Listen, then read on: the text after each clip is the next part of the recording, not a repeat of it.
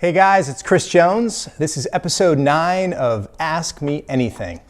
Got a question for you guys. Are you having as much fun as I am? I really appreciate this opportunity to engage with you guys.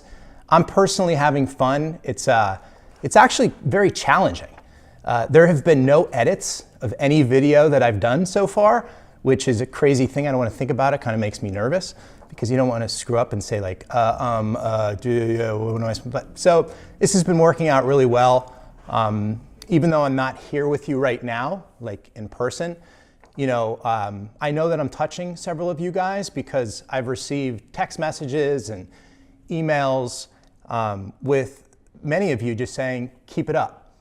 And I really appreciate that. So today's episode has some really diverse questions from some people that I consider friends and some people I don't know personally. But nonetheless, I'm going to do everything I can to give you guys some value.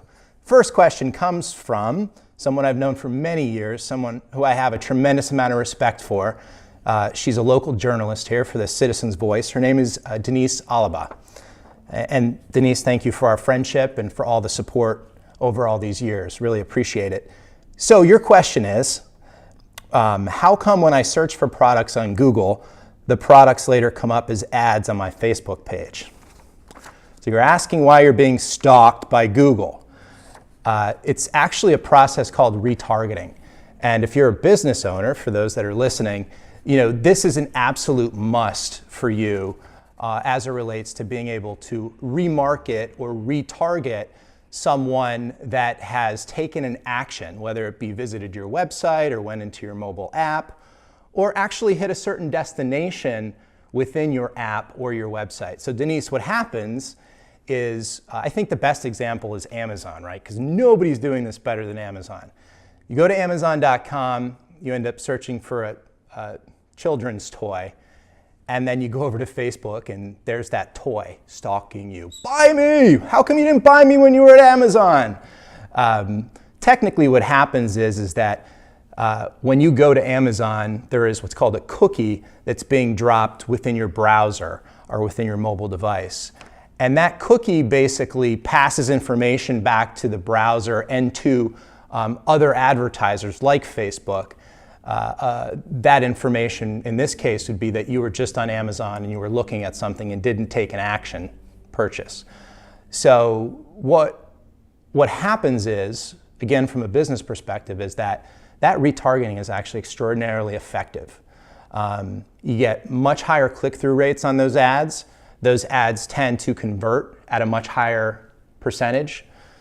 So that's the business side of it. It works. Now on the personal side, you feel like you're getting stalked, right? And you feel like, oh my goodness, what else do they know about me? I've had people ask me this. I actually was interviewed for WNEP TV 16 last year or so, and they asked me about people's concerns over sharing personal information. And here's my thought. I get that there are two sides. The one side is that people are really paranoid about it. That is not the camp that I sit in. The camp that I sit in is that I think this actually personalizes our web and our mobile experience. There are regulations in place that disallow the sharing of certain information. You also have the ability to go into your browser or into your mobile device and shut some of this stuff off. But I think it creates a better user experience, so I'm for it. Hopefully that helps, and probably a lot more technical of a response than you were looking for, but now you know.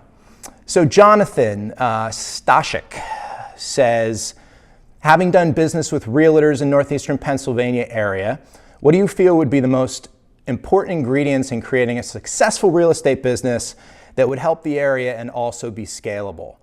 What do you see missing, or have you ever said that the business should be done differently in any way? It's a great question. I have a real estate partnership with my brother, Rick. We've bought and sold about 15 homes in the last couple of years. It's very important for us to discover new properties. And honestly, Jonathan, the tech that exists locally isn't great. There are some web-based MLS feeds that allow us to look for properties. The local Century 21 app is okay, super dated and super antiquated. So to answer your question, I would want a mobile solution that allows me to use geolocation or to filter by zip code and see all of the available real estate in aggregate across all of the realtors. That's what I would want. This app sort of exists. It's called Zillow. And there are other variations. Realtor.com I know has a pretty good app. So what ends up happening is you're going to these third-party apps, which doesn't necessarily help local realtors if in fact you have to pay for that, or if in fact you have to give them a percentage. So I just think that the way you solve this problem, and the problem is if you're a real estate investor, if you're looking for a new home, how do you quickly find a lot of inventory so that you can make the best decision possible? And if you're an investor, how could Rick and I, find, properties that we could go in and fix up and then sell. So those are my thoughts on it. There's a whole other piece of this, which I'm going to answer in just a second, around how you would market that product. So stay tuned. Next question. It is from Ron Lieback, the extraordinary LSEO head of content. He's on my team. He takes time management very serious. This is one of the most productive individuals I've ever worked with in my life. And Ron, if you're listening, I'm talking to you, but I'm also telling other people, obviously you and I work together and we share a lot of strategies on time management. So you're kind of setting me up here to share some of our conversations with others. But you talk about how you're very strict with your time management. You talk about how you wake up really early. That's a little secret for those of you that want to accomplish a little bit more. There actually are 24 hours in the day. Imagine if you woke up an hour early before the hustle and the bustle of your home kind of took off. If you're like me and you have kids, it could get pretty chaotic once they wake up. Imagine if you woke up an hour early. Ron already knows that trick, and he does it so that once Enzo wakes up, that's your boy, all hell breaks loose, I'm sure. You and Pam are probably got your hands full. But anyway, so you block off your day with all of your prioritized goals. You're saying the problem is that sometimes you try fitting in too much, okay? And since the bulk is around LSEO responsibilities, his head goes nuts, and you end up running over your allotted hours. And you ask me, do I have a certain number of goals that I try to stick with each day, and how do you best deal with disruptions that are practically inevitable in the day-to-day workforce? Man, there is a lot here, and I would really prefer to save the bigger answer for a future Ask Me Anything. I might even invite you here on one of the episodes to share some of your tips. In fact, let's do that. There's a lot here. Number one, you mentioned that you prepare ahead of time. So before you start your day, you're already thinking about and you've already scheduled the things that you want to accomplish that day. I get it. Sometimes things run over, and it's just about discipline. I don't think you should be super hard on yourself when that happens, but I think you should work towards being more disciplined so it doesn't happen as frequently. It absolutely happens to me, but over time, it's happened less and less. You also mentioned, do I have a certain number of goals per day? And this gets at some of the secret sauce of why and how I've been able to be so productive over all these years.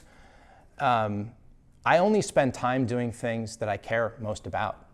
I have gotten to a point in my career where, if not 100% of my time, damn near 100% of my time is spent on moving the needle towards things I care most about.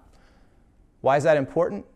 Because it's an ongoing process. This is the story of my life. And so I don't have some arbitrary number of things that I need to accomplish in a day to feel fulfilled.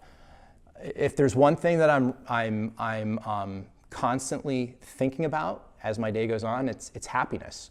You know, how much closer or further am I from just being a happy person, someone that just loves what he does and is in a position like I am right this very second to give back. So I wouldn't think about it so much in how many goals as much as are you moving closer to wherever it is that you want to go. In my case, just happier. It's really, believe it or not, you'd think as I'm an investor, you know, I'm an entrepreneur, you'd think that I'd have this real concrete, you know, goal around money.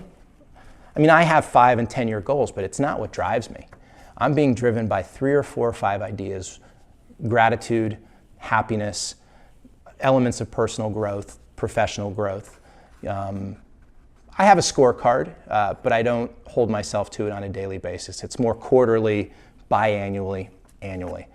So let's do an episode, if not multiple episodes, on this topic. I mean, I think we could really, with what you know and what I know, I think we could really provide some tools and some tips to help people become more productive and ultimately more happy. Because can you imagine if you spent more time doing the things that you cared most about? I mean, that's pretty awesome. Final question from Tammy. She says, Kris, I'm a local business and have a limited budget of only $1,000 per month. How would you spend it? It's so hard. It's such a hard question. You know what I would do? I would start with what it is that, you know, if you're a product or a service, you know, and there's a certain value to that, my goal on that first $1,000 would be to break even and learn as much as I can as possible. I would also I would probably leverage paid social media on Facebook. And the reason is because Facebook offers you tools like no one else that allow you to focus very accurately on the customer avatar. In other words, the profile, the demographical profile, the geographical profile, the interest profile of the customer that has already done whatever it is you want them to do. Purchased your product, purchased your service. And so I would take that $1,000 and run a series of tests on Facebook. My goal would not be to make $5,000.